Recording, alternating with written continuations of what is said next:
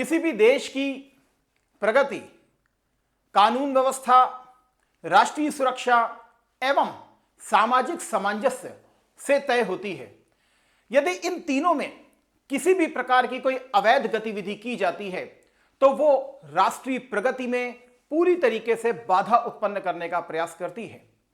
आप सभी जानते हैं कि लगातार इस समय देश में इंटरनल सिक्योरिटी को लेकर के नए नए डिसीजंस माननीय सुप्रीम कोर्ट के द्वारा भी दिए जा रहे हैं और सरकार भी लगातार एक्शन की प्रक्रिया में अब आ चुकी है। हाल ही में सुप्रीम कोर्ट ने भी अपना एक डिसीजन दिया और उसमें कहा कि शरणार्थियों, अवैध प्रवासियों के लिए हम रेड कारपेट को नहीं बिछा सकते हैं। अभी हाल ही में आपने दिल्ली के लाल किले के पास एक बॉम्ब ब्लास्ट होते हुए भी देखा और उसके तार दिल्ली से लेकर के फरीदाबाद, उत्तर प्रदेश से होते हुए जम्मू कश्मीर तक एक प्रॉपर बड़े नेटवर्क में फैले हुए दिखाई देते हैं। इसी प्रकार लश्कर-ए-तैयबा, लश्कर की गतिविधियों का अब मेन सेंटर पंजाब से शिफ्ट होकर के बांग्लादेश के उत्तरी क्षेत्रों में आकर के डेवलप होता हुआ दिखाई दे रहा है। लश्कर अपने मॉड्यूल्स को बांग्लादेश के उत्तरी क्षेत्र अर्थात जो हमारा उत्तरी बंगाल का क्षेत्र आपको देखने के लिए मिलता है, जिसे आप Siliguri corridor, chicken neck corridor के रूप में देखते हैं, वहां पर इस समय लश्कर की एक मुख्य मॉड्यूल टारगेट कर रहा है ताकि इधर से भी भारत में नई नई टेररिस्ट एक्टिविटीज को प्रमोट किया जा सके। और यह गतिविधि तब और ज्यादा बढ़ती हुई जा रही है जब बांग्लादेश में जो सरकार बैठी है वो कहीं ना कहीं भारत के हितों को पूरी तरीके से तवज्जो नहीं देती है।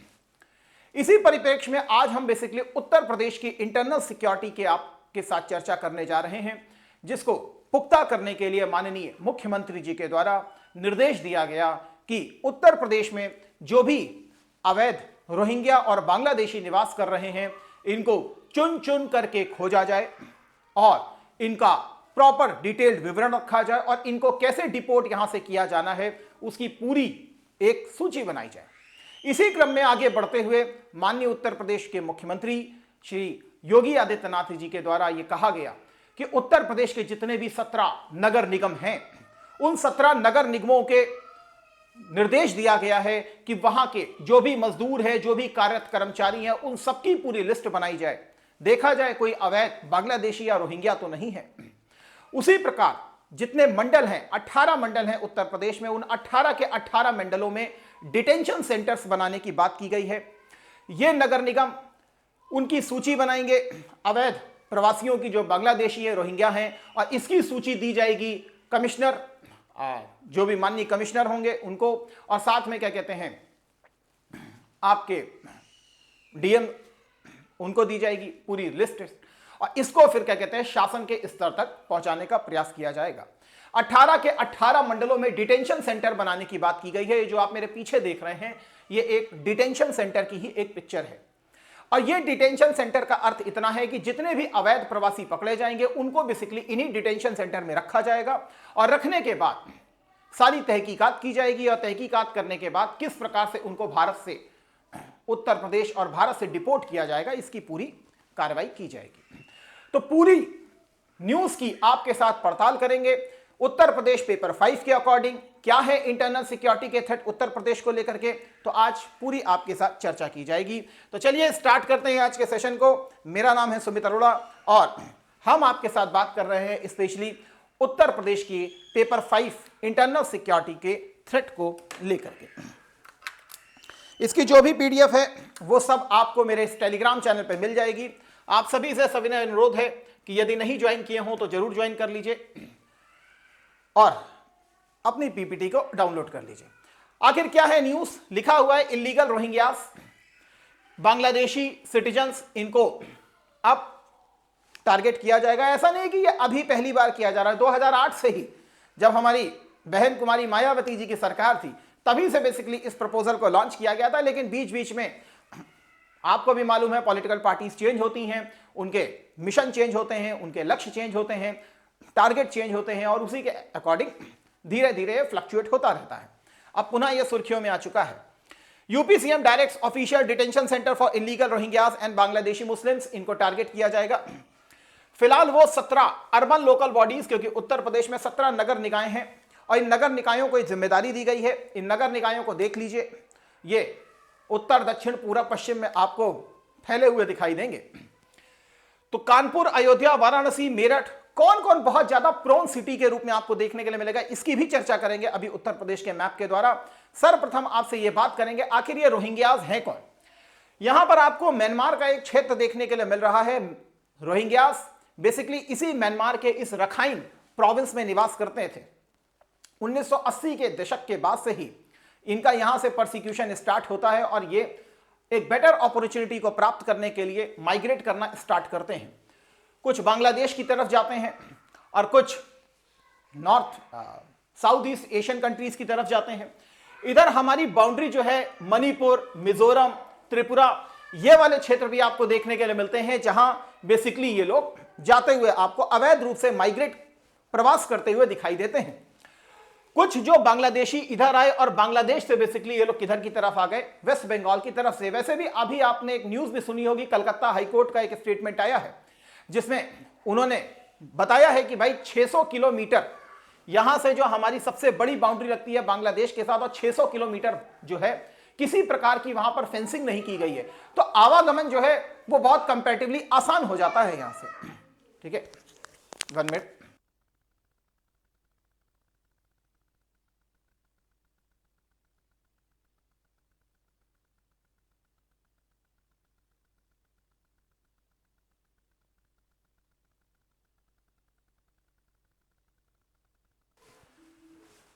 यहां से माइग्रेशन होता हुआ आपको लगातार दिखाई देता है और माइग्रेट करके ये भारत की टेरिटरी की तरफ भी आज जाते हैं।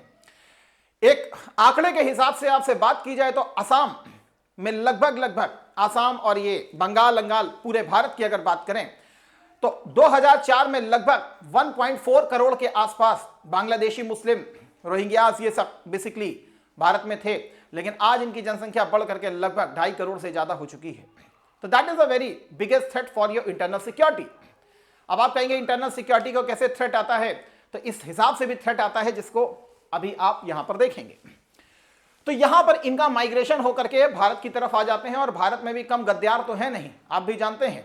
बहुत सारे ऐसे सिंडिकेट्स काम करते हैं, बहुत सारे ऐसे ऑर्गेनाइजेशंस काम करते हैं जो बेसिकली इनको अवैध रूप से सीमाओं को पार करवाते हैं और पार करवाने के बाद इनको मेन लैंड इंडिया की तरफ भेज देते हैं। ये वहां पर जाते हैं, कोई मजदूर की तरफ काम करते हैं, कोई रिक्शा पुलर के रूप में काम करेगा या छोटे मोटे वर्क करने का काम करते हैं आप। और ये जब यहां पर काम करते हैं तो फिर इससे जो मूल भारतीय निवासी है उसके लिए अपॉर्चुनिटीज कम हो जाती हैं, उसके लिए संसाधन कम हो जाते हैं। संसाधन और अपॉर्चुनिटीज को तो एक बार फिर भी झेला जा सकता है, बट एक इंटरनल सिक्योरिटी भी इनके द्वारा क्रिएट होती है, क्योंकि हमारा जो बगल का पड़ोसी देश है वो ऐसे लोगों को टारगेट करता है, ऐसे लोगों को टारगेट करता है। अभी हाल में ही आपने लाल किले विस्फोट में भी देखा कि किस प्रकार का कनेक्शन आपको देखने के लिए मिलता है। एक पढ़ा लिखा वर्ग जो था उसकी इसमें इन्वॉल्वमेंट हमको देखने के लिए मिलती है।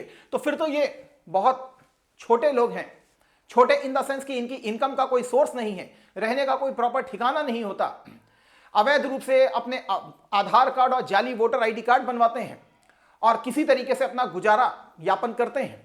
बट अगर ऐसे ही लोग जो होते हैं इनको टारगेट किया जाता है इंसर्जेंट ग्रुप के द्वारा, और जब ये टारगेट होते हैं तो फिर वहीं से क्या कहते हैं इंटरनल सिक्योरिटी के थ्रेट क्रिएट होना स्टार्ट हो जाते हैं। मैं आपको दिखाना चाहूंगा कि आखिर ये अवैध प्रवासी होता कौन है। नागरिकता अधिनियम 1955 जो है ये अवैध प्रवासियों को बेसिकली परिभाषित करता है, और अवैध प्रवासी वो होते हैं जो वैध पासपोर्ट के बिना भारत में प्रवेश करते हैं, या जिनके पास वैध पासपोर्ट होता भी है किंतु अनुमत समय से अधिक समय तक अगर वो भारत में रहते हैं तो वो भी अवैध प्रवासी के रूप में ही काउंट किए जाते हैं। उत्तर प्रदेश की बात करें आपसे तो उत्तर प्रदेश में ये जो आपको लखनऊ क्षेत्र देखने के लिए मिल रहा है, लखनऊ क्षेत्र में ही लगभग इस समय कम से कम नहीं तो यहां पर मैं अगर आपको दिखाऊं तो 50,000 बांग्लादेशी आपको देखने के लिए मिल रहे हैं लखनऊ में। अब आप कहेंगे 50,000, खुद भी सोचिए, ये 50,000 तो एक सरकारी का छोटा सा ही डेटा होगा, लेकिन एक बहुत बड़ा वर्ग आपको देखने के लिए मिल सकता है। ऐसे ही लखनऊ है, ऐसे ही आपका पूरा कानपुर है, ऐसे ही आपका सहारनपुर का क्षेत्र है, ऐसे ही आपके बरेली का क्षेत्र इस समय प्रोन होता चला जा रहा है। तो ऐसे ही आपका इलाहाबाद का क्षेत्र है, ऐसा ही आपका वाराणसी का क्षेत्र है। तो ऐसे बहुत सारे सेक्टर्स आपको देखने के लिए मिलेंगे जहां पर बेसिकली इनकी बहुत बड़ी कंसंट्रेशन देखी जा रही है। और ये सारे क्षेत्र जो हैं ये अपने आप में बड़ी पॉपुलेशन वाले तो है ही हैं, सामरिक रूप से भी बड़े इंपॉर्टेंट हैं। अगर आप वेस्ट के क्षेत्र को देखिए, जैसे आपका मेरठ हो गया, जैसे आपका नोएडा हो गया, तो ये जितने भी आपके क्षेत्र हैं ये आपके इकोनॉमिक सेंटर्स के रूप में भी काम करते हैं। और जब अवैध लोगों का यहां पर प्रवासन बढ़ता है तो वहीं से मुसीबतें चालू हो जाती हैं। माननीय हाई कोर्ट इलाहाबाद के द्वारा भी यह निर्देश दिया गया है कि जिस प्रकार से उत्तर प्रदेश में जनसांख्यिकी परिवर्तन होता चला जा रहा है, बेसिकली ऑर्गेनाइज्ड रिलीजन कन्वर्जन के द्वारा, वैसे तो मेजॉरिटी माइनॉरिटी में कन्वर्ट हो जाएगा, इसको लेकर के बेसिकली हाईकोर्ट भी चिंता जता चुका है। यहां पर आप देखें तो प्रयागराज में 30,000 की संख्या है, कानपुर में 45,000 की संख्या है, और ऐसे ही इनकी संख्या लगातार बढ़ भी रही है। आपको मालूम भी होगा केवल यही क्षेत्र नहीं है, बल्कि ये बिहार के रूट से भी बेसिकली उत्तर प्रदेश में प्रवेश करते हैं, इसके अलावा झारखंड के रूट से भी प्रवेश करते हैं, इसके अलावा नेपाल के रूट से भी प्रवेश किया जाता है इनके द्वारा। और ये जितने भी क्षेत्र हैं ये उत्तर प्रदेश के इंटरनल सिक्योरिटी के लिए सबसे बड़ा खतरा उत्पन्न कर देते हैं।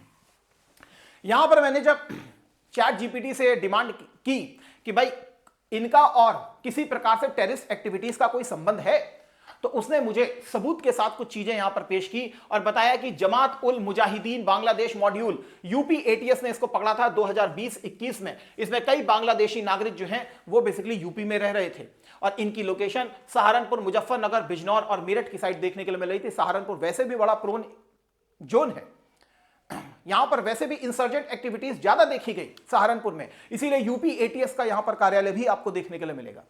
उसी प्रकार रोहिंग्यास के फेक डॉक्यूमेंट अलीगढ़ और नोएडा का केस आया 2022-24 में, तो अलग से अपना आधार, वोटर आईडी, राशन कार्ड बनाने का एक पूरा रैकेट काम कर रहा है। देखिए एक सिंडिकेट होता है जो असली मूल निवासियों के हक को काट करके दूसरे निवासियों को उसका हक प्रदान करने का प्रयास करता है। भारतीय होने के नाते पहला अधिकार यहां के मूल निवासियों का ही है।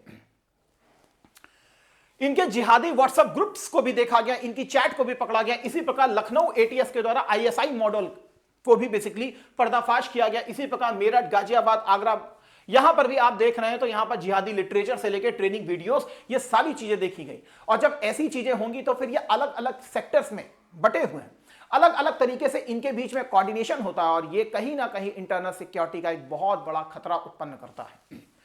उसी प्रकार अगर देखें तो किस प्रकार ये प्रभाव डालते हैं या किस प्रकार से आपकी इंटरनल सिक्योरिटी के लिए प्रभाव डाल सकते हैं, तो स्लीपर सेल के रूप में काम करते हैं। अभी याद होगा आपको कि पंजाब में बेसिकली एक हैंड ग्रेनेड से हमला किया गया था और उसका कनेक्शन जो था उत्तर प्रदेश के पीलीभीत जिले से देखा गया था।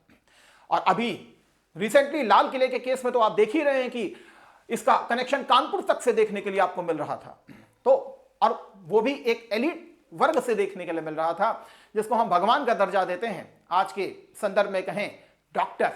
अब डॉक्टर तक का ब्रेन वॉश किया जा सकता है जो इतना पढ़ा लिखा वर्ग है, तो ये तो फिर बहुत ही मजदूर वर्ग में है, इन सब में है, तो इनको तो और जल्दी टारगेट किया जा सकता है। इसीलिए इंटरनल सिक्योरिटी के लिए सरकारें तो उत्तरदायी होती ही होती हैं। एक जागरूक नागरिक की भी यह जिम्मेदारी होती है कि वो सरकार के आंख और नाक और कान के रूप में वर्क करता रहे। इसी प्रकार फर्जी पहचान बना करके अपने नेटवर्क का लगातार विस्तार कर सकते हैं और यह नेटवर्क जो है प्रॉब्लम क्रिएट कर सकता है। अपराध से आतंक का वित्त पोषण भी होता है, टेरर फंडिंग को भी प्रमोट किया जाता है, हवाला नेटवर्क को भी प्रमोट किया जाता है। संवेदनशील क्षेत्रों में बसावट से यहां पर भी एक बड़ी प्रॉब्लम क्रिएट हो सकती है। भारत में क्या शरणार्थियों के लिए कानून है? जी हां, 1946 का विदेशी अधिनियम फॉरेन एक्ट लगा हुआ है। उसकी धारा 3 के अनुसार केंद्र सरकार किसी भी विदेशी नागरिक को यहां से निर्वासित करने का अधिकार देती है। भारत में अवैध रूप से कोई भी विदेशी नागरिक की पहचान करने और निर्वासित करने का अधिकार राज्य सरकारों को भी है, केंद्र शासित प्रदेशों को भी है और गृह मंत्रालय के आयोजन ब्यूरो को सौंपा गया है। इसी आधार पर डिटेंशन सेंटर्स के निर्माण किया गया है। डिटेंशन सेंटर जो है उसमें उनको रहने की सुविधा दी जाएगी, खाने पीने, उनकी चिकित्सा सबका प्रबंध किया जाता है। लेकिन हाँ, अपने चैनल्स के माध्यम से संबंधित देश से बात की जाती है और उनको फिर उनके देश को सौंप दिया जाता है। इसी प्रकार पासपोर्ट अधिनियम 1920 की जो धारा 5 है, उसके अंतर्गत भारतीय संविधान का अनुच्छेद 258(1) के तहत किसी भी अवैध विदेशी को बलपूर्वक हम हटा सकते हैं। उसी प्रकार विदेशियों का एक रजिस्ट्रेशन अधिनियम काम करता है 1939, उसके तहत है, इसके अंतर्गत एक अनिवार्य आवश्यकता है जिसके तहत दीर्घकालिक वीजा पर भारत आने वाले सभी विदेशी नागरिकों को छोड़कर भारत पहुंचने के 14 दिन के भीतर पंजीकरण अधिकारी के पास अपना पंजीकरण करना आवश्यक होता है। तो इस आधार पर इनकी पहचान की जाती है और यह हमारे कानून प्रावधान हैं। लेकिन भारत ने किसी भी शरणार्थी कन्वेंशन को साइन नहीं किया हुआ है। तो यह था आपका इंटरनल सिक्योरिटी का एक पूरा मुद्दा। मैं आपके साथ बेसिकली उत्तर प्रदेश पेपर 5 के साथ यहां आपके साथ जुड़ता हूं और उत्तर प्रदेश पेपर 5 के सबसे बढ़िया, जिसमें सारा कंटेंट आपको एक ही जगह किताब में मिल जाता है, उसकी बेसिकली बुक हमने लॉन्च कर दी है, जिसे उत्तर प्रदेश पेपर 5 के रूप में आप जानते हैं। अगर नहीं ली है तो जरूर ले लीजिए, क्योंकि यह किताब अपने आप में समग्र किताब के रूप में आपको देखने के लिए मिलेगी। कुछ नहीं करना, स्टडी IQ ऐप पर आपको जाना है और वहां पर जो सर्च बॉक्स है वहां हमारा उत्तर प्रदेश आपको लिखना होगा। जैसे ही हमारा उत्तर प्रदेश आप लिखेंगे वैसे ही आपके सामने पेपर 5 की किताब आ जाएगी, हिंदी माध्यम और इंग्लिश माध्यम में। आप इसको पेमेंट करके घर का पता दे सकते हैं, आपके घर में आपकी कॉपी पहुंचा दी जाएगी। जब भी किताब को खरीदे तो वहां पर आप मेरे इस कोड को यूज कर सकते हैं जिसका नाम है साई लाइव, जिसका नाम है साई लाइव। इससे आपको मैक्सिमम डिस्काउंट तो मिलेगा ही मिलेगा और एक आपका मुझे सपोर्ट भी मिलेगा। तो आप इसको यूज कीजिए और किसी बैच को भी अगर ज्वाइन करना हो, जैसे हमारा मेंस का आलेखन बैच है, प्रीलिम्स का बैच है, तब भी आप मेरे इस कोड को यूज कर सकते हो, दैट इज साई लाइव। इससे आपको मैक्सिमम डिस्काउंट तो मिलेगा ही मिलेगा। मेरा पर्सनल मेंटोरशिप भी आपको यहां पर प्राप्त होती है। इसी प्रकार से नेक्स्ट वीडियोस के लिए आप हमारे साथ लगातार जुड़े रहिए। बाकी आपकी कोई रिक्वायरमेंट हो तो आप इसको अपने वैल्यूएबल फीडबैक के रूप में भी हमें दे सकते हैं। इन्हीं शब्दों के साथ सेशन को यहीं विराम देते हैं। मिलेंगे आपके साथ किसी नए वीडियो की तरफ, तब तक के लिए थैंक यू। जय हिंद, जय भारत, वंदे मातरम।